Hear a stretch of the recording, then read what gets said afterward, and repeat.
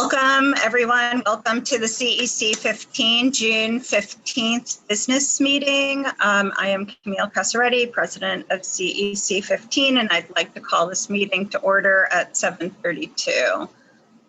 Antonia, would you read the roll, please? Shall I invite the interpreters to introduce themselves again, or not necessary? Should we do the roll and then do the interpreters, and maybe just drop the information in the chat? Okay. Camille Casaretti. Present. Antonia Ferraro, yes, I'm here. Tia Shelsky. Here. Bess Abrams. Here. Kimberly Scott. Here. Yvonne Bonda. Present. Mark Bizzard. Present. Claudia Lechuga. I'm present. And Superintendent Scott. Present. Okay, at this point, the council has agreed. I think we should ask if Crystal Kaysen is here as well. Oh, I apologize. Crystal Kaysen is absent tonight. Okay. Thank you. At this point, the council has agreed to skip the introduction and just go, and the teleconferencing protocol, and just go into the approval of minutes. So I will turn it over to Bess. Okay. Hi, Wait, we everybody. do have to do the interpreters, though. Okay. I mean, I had only meant before to hold off on them talking, but All right. they should introduce themselves. Interpreters, can you please introduce yourselves? Yes, thank you. The following message will be given in Spanish, offering interpretation services.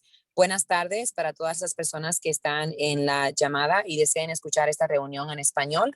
Por favor, marque desde su teléfono al número 347-966-4114 y luego el ID o PIN 507-891-906, símbolo numeral. Nuevamente, el número para interpretación a la línea del español es el 347-966-4114 y el PIN o ID de conferencia es el 891-906, símbolo numeral. Gracias. Thank you. This is Mandarin interpreter. 好，现在是普通话译员，请拨打347-966-4114，然后输入密码755-36102。请拨打347-966-4112，然后输入密码755-36102。如果你想听到普通话语音，请待在 Zoom 软件上，所以你可以看到以及听到。你也但请你关闭你的麦克风，然后用你的手机拨打普通话会议热线。再说一遍，这个热线是347-966-4114，然后输入密码755-36102。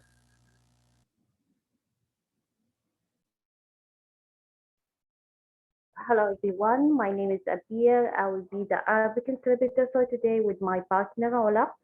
أهلا وسهلا، أنا المترجمة باللغة العربية مع زميلتي علا موجودين الآن. رجاء الاتصال على رقم 347-966-4114 مع إدخال الرقم السري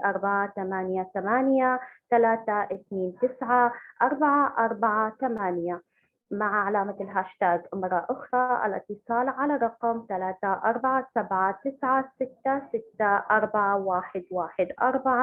مع إدخال الرقم السري 488-329-448 مع علامة الهاشتاج.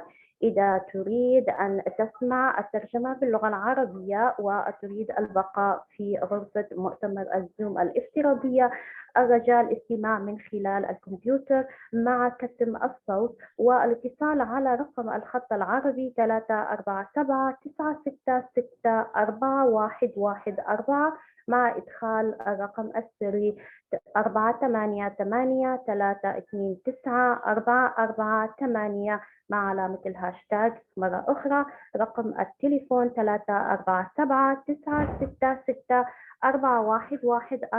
مع إدخال الرقم السري 488-329-448 مع علامة الهاشتاج. وإذا كان لديك أي سؤال الرجاء وضعه في خانة الدردشة. وشكرا. Thank you.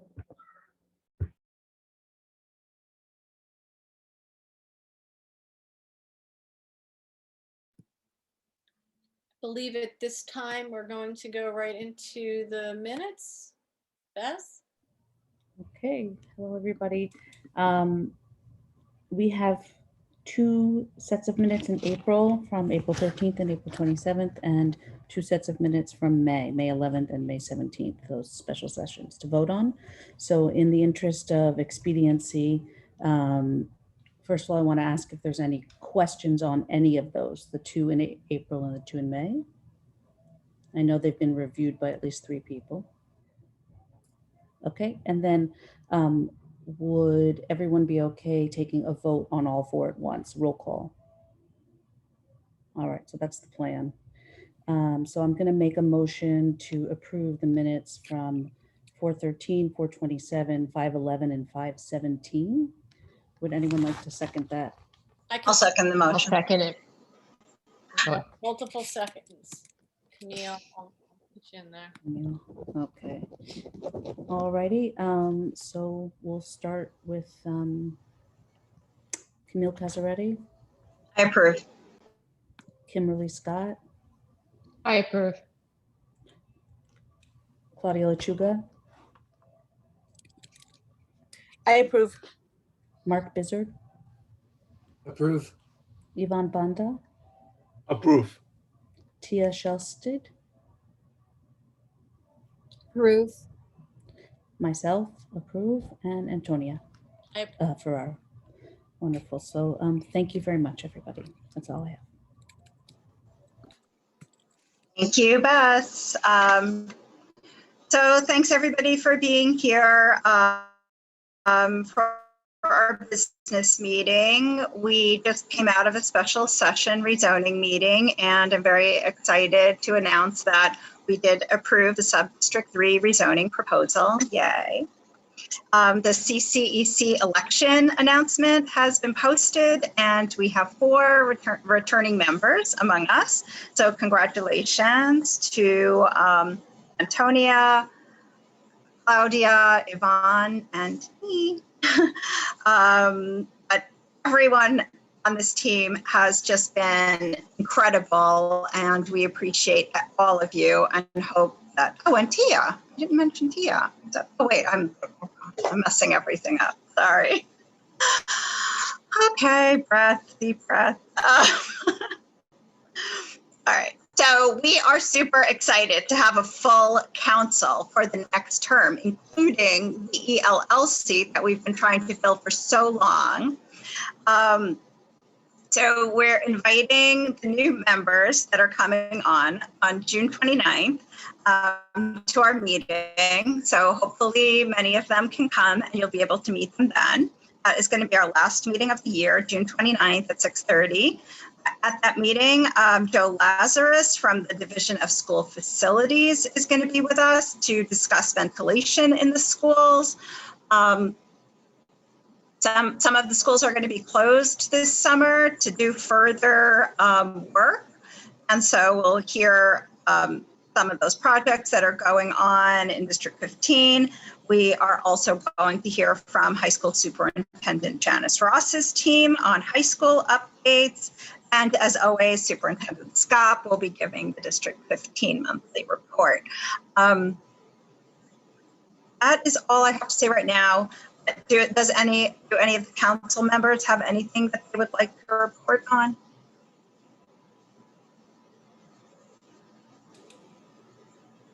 Okay. Any old business, anybody?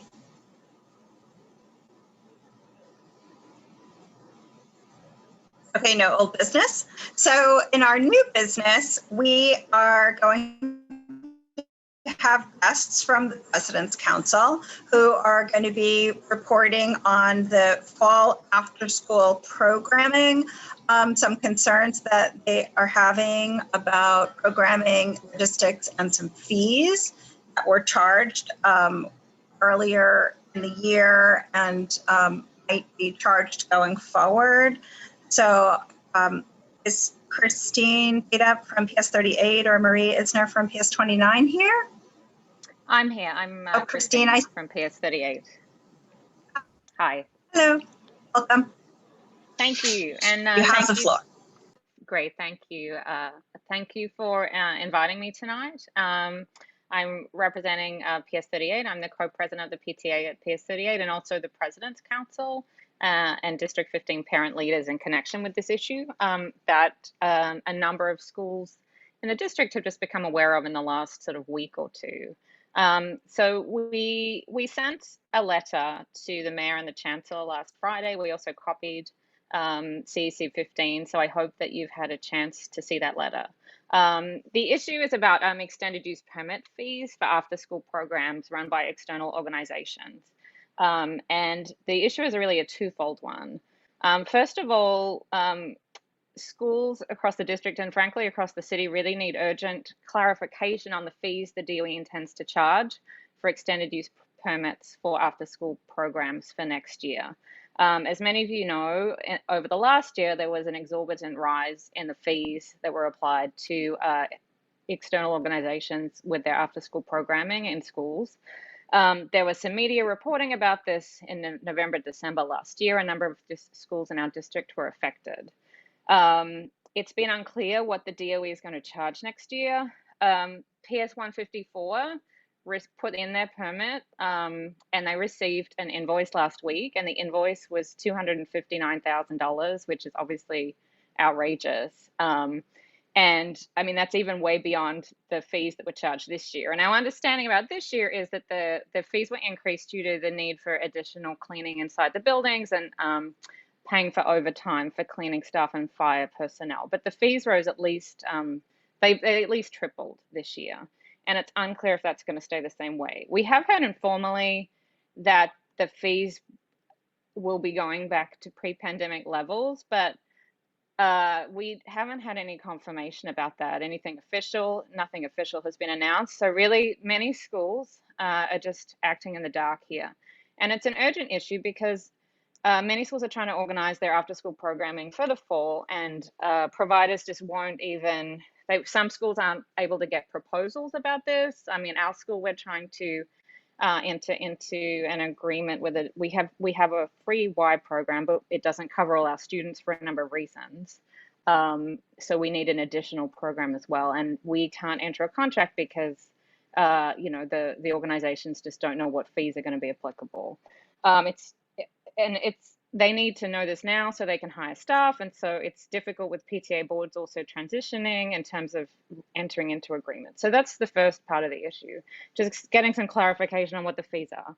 The second issue is we, you know, as parent leaders, believe that the DOE should really waive all fees for after school programs by external organizations over the next school year.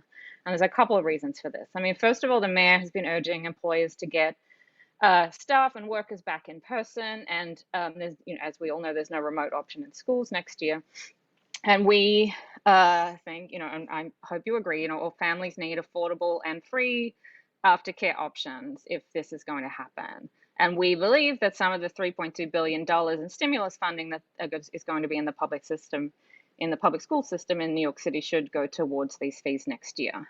Secondly, the way, and we're still trying to get more information about this, but what we've been able to gather across schools, across the district and the city, it seems that the permit system and the way it's operated in the past for after school programs is very opaque. And it seems in some schools, programs have been able to get fee waivers, or they didn't pay a fee because of the way the permit applications were submitted. Whereas in other schools, the programs had to pay the full fee of sort of off the fee schedule that the DOE provides. This doesn't seem in any way equitable to us. Like, there should be one clear system across the DOE that's applicable to all schools.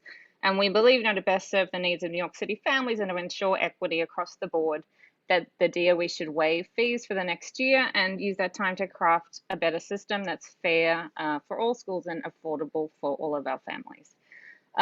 So that's the background. If the CEC can shed any light on what they know about this issue, or if you can help us as we seek answers, we would greatly appreciate that. So I'd be happy to hear what you know, or if you have any questions. Christine, would it be helpful if the CEC signed on to your letter? Would you like to read it here, and would you like us to vote to sign on? I mean, if you would like to, we sent it on Friday. I mean, we haven't had any response, but certainly if you would like to do that, we can resend. I should say also, we've reached out to a number of people about this. We're in touch with Brad Lander's office in particular, who have been helpful. He's been trying to find out more information, but everyone's really at a standstill. I did speak briefly with the mayor on Friday. I called into Brian Lira's program and I did ask him about this. And he said that they would look into it. And Gabriel Ramos from the DOE contacted me following that, but I have not. That was on Friday.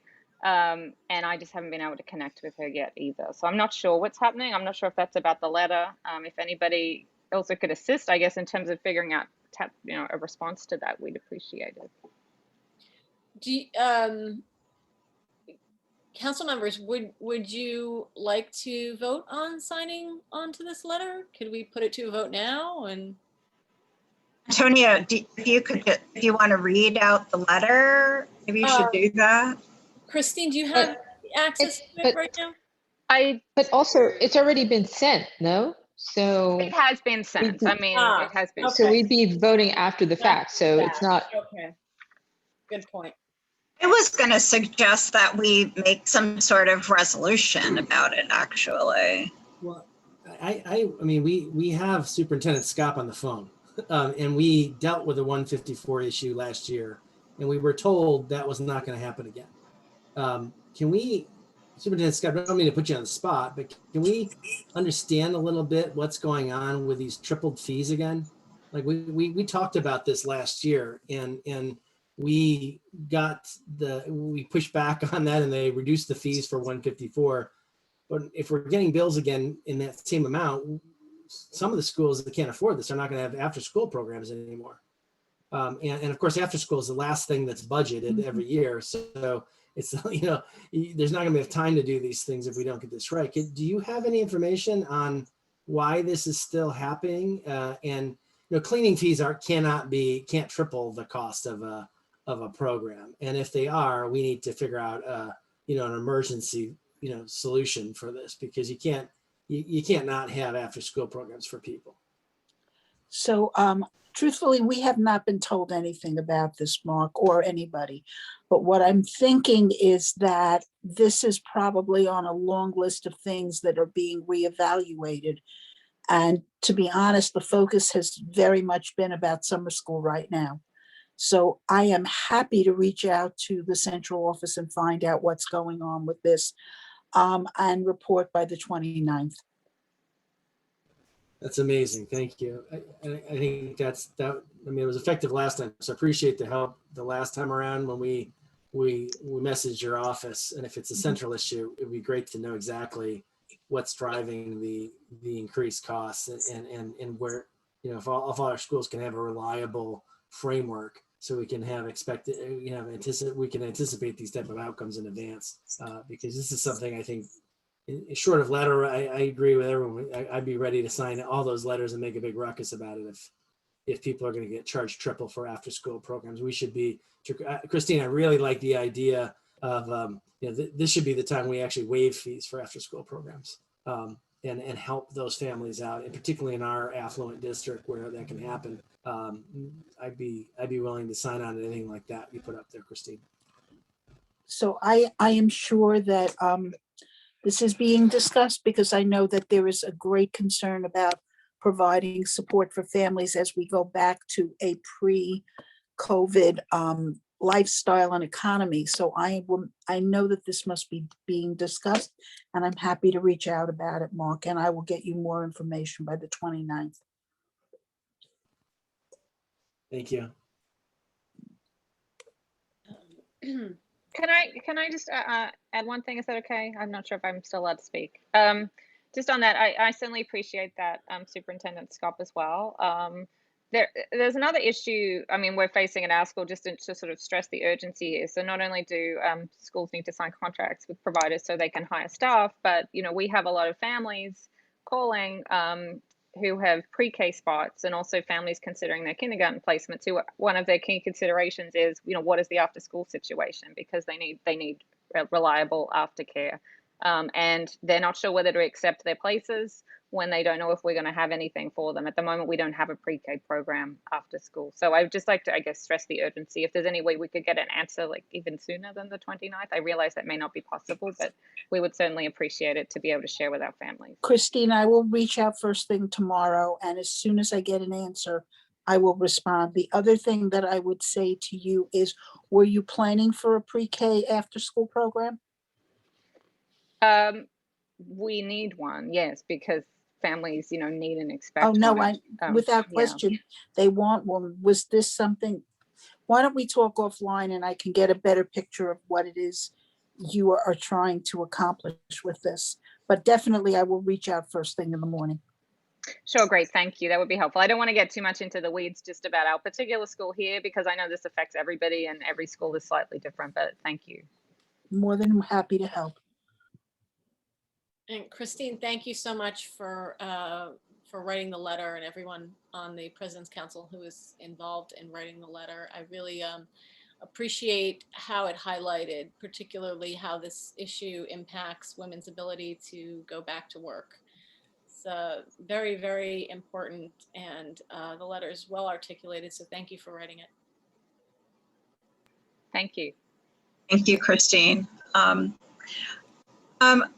I wonder what's going to be happening with our CBOs, because we know that they had been out of work, so to speak, during the pandemic, and now the Summer Rising funding is actually going through the CBOs.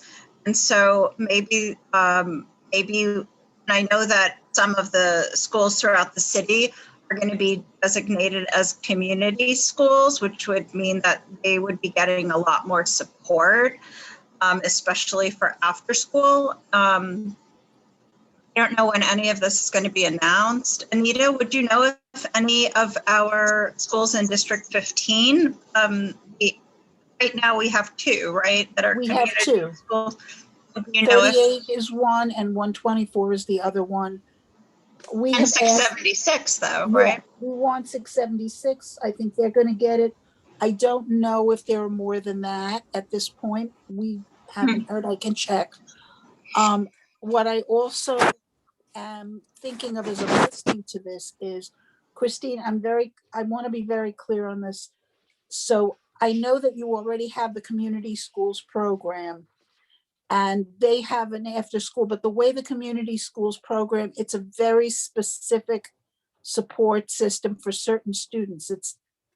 Correct me if I'm wrong, it is not for every student. So what Christine, I believe, is talking about is a more generic program that enables more children to come to the after school program, and different age groups as well. Yes, I mean, I'm not sure if our program operates like other schools that are community schools. And again, I know this issue is affecting every school slightly differently. So I think our situation may be a little unique. I know some schools just need to get an external provider to provide any aftercare. At PS38, we do have a Y program, but it's limited in number of spaces, and it's a full-time program. So you can't just take, 1, 2, 3 days a week. And it doesn't provide care for pre-K. Our community schools program does provide some after school, but it's a small number of places, and it's a lottery whether you get accepted for a space given the limitation. So it doesn't cover everybody. We need to find a solution that's going to make sure that there's something available for everybody at our school. I think that the larger issue is not 38 at this point. I think the larger issue is, are they going to simply reverse the funding to a more normal cost for the CBOs that are doing the after school? That's the bottom Correct, line correct. on this. Yeah. Yeah. I will follow up tomorrow morning. Okay, great. Thank you so much. Thank you for the background information on the community This is schools. Claudia. I'll just That's add- helpful.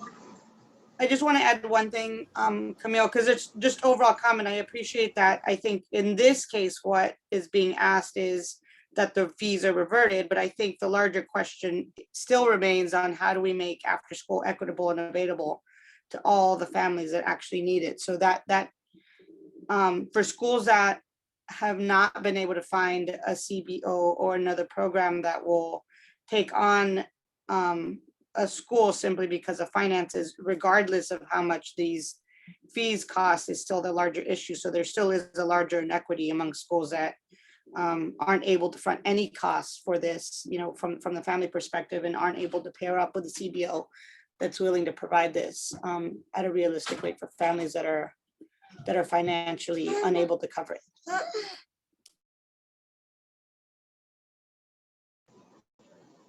Thank you.